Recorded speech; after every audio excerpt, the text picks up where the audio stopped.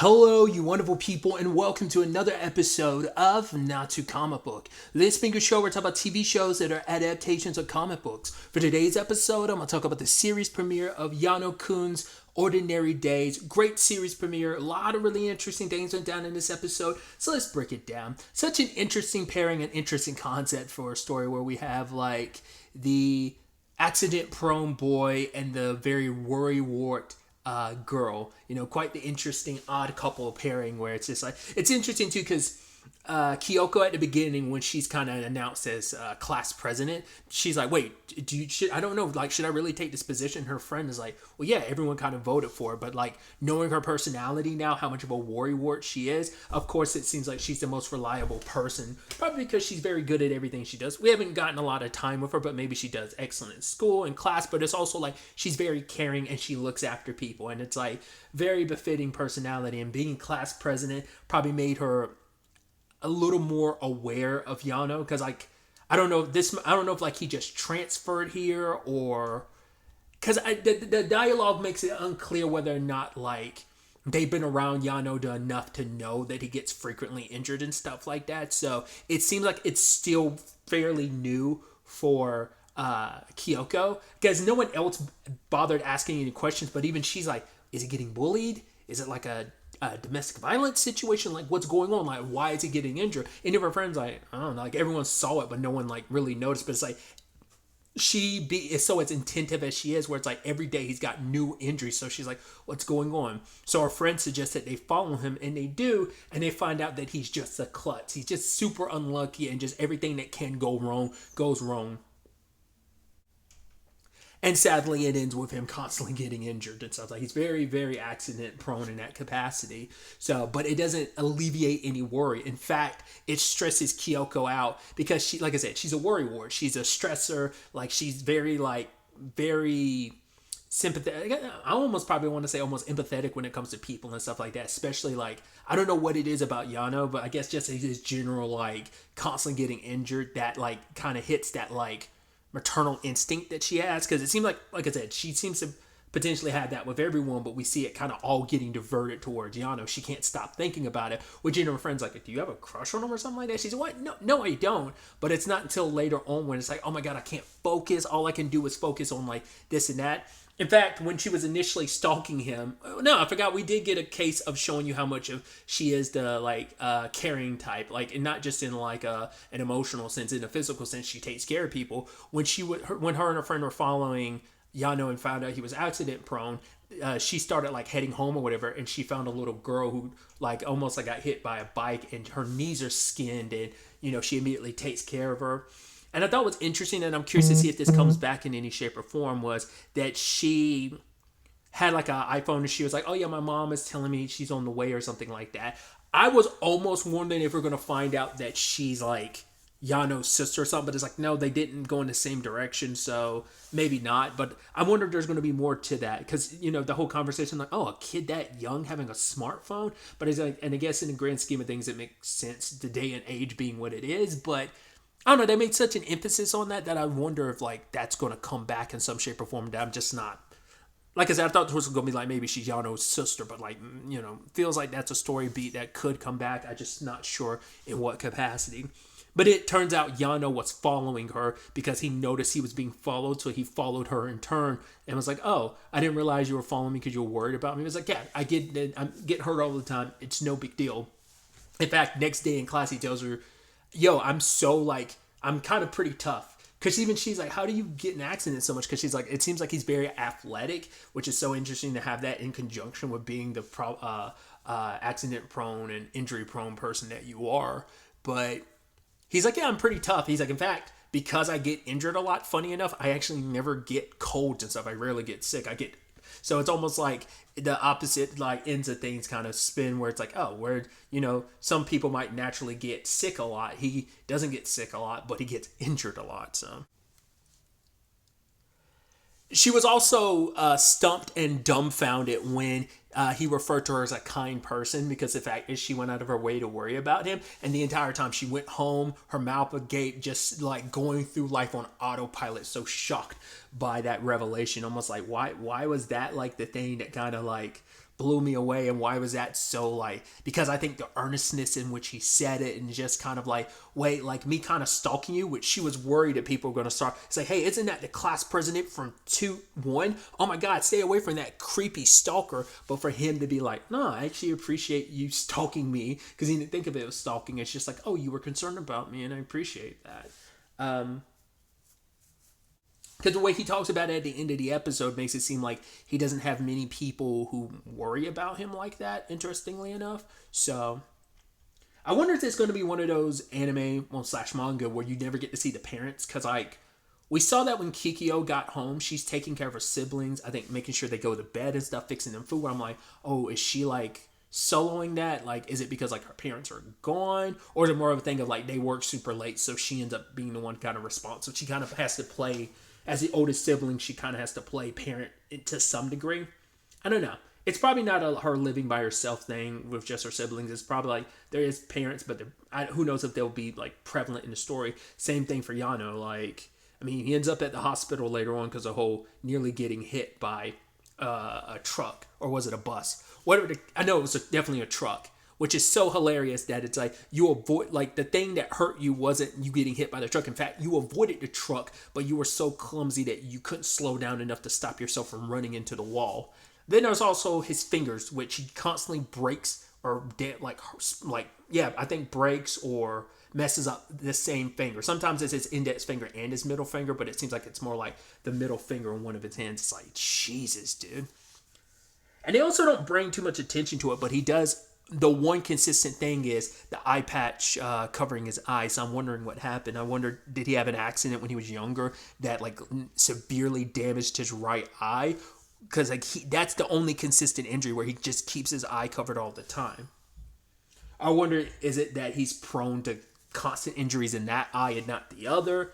But I think I've seen some shots where he, maybe not necessarily this episode, maybe it was this episode, but like, or maybe just future like scenes from a trailer or something, where I swear he's had like the other eye covered as well. But I could be like misconflating that with just like bandages and other stuff on his face, and I just attributed it to being on his other eye. But because a friend pointed out the whole like, oh, Kyoko having a crush on Yano, that's all she can focus on now. And now it makes her hard to like, she's like, how do I really talk to him? Because she eventually kind of just felt like, oh, we are getting closer, but it's like, are we really close? Because she starts thinking like, right, Yano seems nice to everyone, but at the same time, he always keeps a distance from people too. So she's kind of, and she starts kind of conflating it to like something Yano told her earlier in the episode. Like while they were walking down the hall, she was trying to take him to the nurse's office after he got hurt.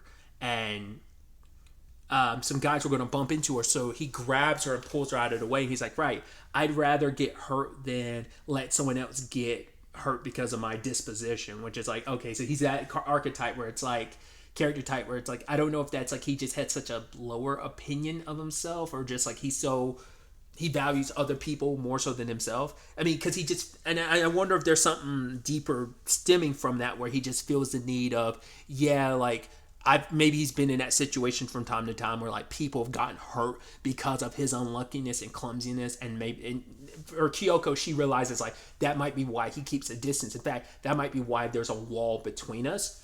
So she's trying to like overcompensate with that and try to fix that situation. So her buddy gives her an idea, and they strategize like, okay, we're going to make a whole bunch of cookies. They're going to be delicious, but we're not going to give anything immediately to Yano. What we're going to do is we're just going to, snack on them, talk about how delicious they are. Eventually everyone in the class will come around and then be like, oh, that's cool, that's great. And then we'll start handing out some, and then I'll eventually set aside a certain batch for Yano, and then like her just being so happy, like, yeah, the wall crumbles. And when they try to enact that strategy, it blew up in their faces because everyone ended up eating the cookies. There wasn't any left. In fact, one guy was like, oh man, it was so good, I ate 2 bags. And then her friend is dogging that guy like, you suck. You suck for doing that. Don't brag about that. So that didn't work. And every attempt for her to try and get close to him was like, oh, okay, we'll communicate. Oh, I forgot my book. Can we share? He's like, sure. Slams his finger into like the desk when he's trying to put them together. Then like something falls on his foot or his leg or his head, or he slips, and it's just for every attempt she makes to try and get close to him blows back in her face. It ends up with him getting injured. And now she's just like, oh God, this is worse. Like, I'm sure she's going to start feeling that a little bit like a curse herself. But Yano like ends up approaching her after the fact. First, well, it's the last thing in the episode, but we do find out he did end up tasting the cookies, which I'm wondering, did he borrow them? Like, did someone, like, while getting some of the cookies, I wonder, did someone hand him one? The reason why he was able to take one, because, like, specifically because, like, her friend nor Kikyo herself were aware that he even tasted them, so they were probably so wrapped up in trying to enact a plan, but also the cookies disappeared so quickly, so it had to be, like, someone else in the class must have offered him one or something.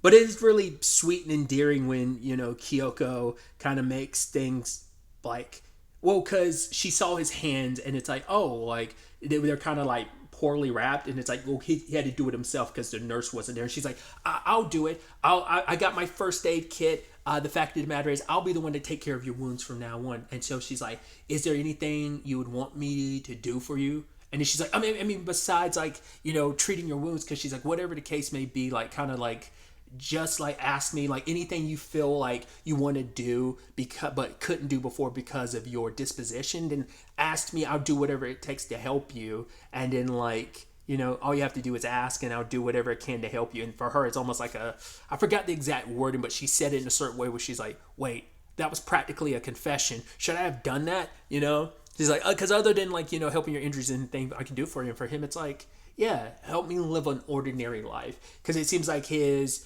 being predisposed to injuries and stuff. I mean, I could see that, and like, I'm curious to see if the story really dives into this or not. And maybe growing up, that had always probably interfered with his life. I mean, it's like a child who has like, or someone who has a bad immune system growing up ends up being like, it stifles your ability to kind of go out and hang out with people. So I don't know if his injuries, his proclivity to get injured easily, I don't know if that affected him in the same capacity as a child. And so he's never really had that much opportunity to hang out with people, have a normal life, even as a kid. So this might be his first time to ever really have one, because I'm sure like he walks on eggshell around people in the regards of, I keep people at a distance because I don't want to bother or inconvenience people with my situation. I'd rather take it on the chin and deal with it myself. But also, I don't like it when people walk around me on eggshells and treat me like I'm made of glass and I'm so fragile. Like, but like I said, we don't know. Like, that might also be leaning into why he acts like, no, it's okay, I handle it myself, because he doesn't want to be viewed so fragilely. But you have someone who does kind of see you that way, but is also like willing to care for you. And that's the thing of him saying, I've never known anyone to care for me so much. So I'm like, even looking at the rest of class, like, people just keep it moving. And so it's like, I guess, like, even though it doesn't seem like it, not unless some of these people know Yano. Like I said, I'm unclear of his status of like, is he like a new transfer student and this like his first year at this school or something? Is that what it is? But like, no one seems nearly as concerned as Kyoko. But once again, that's kind of part of her characteristic and her personality.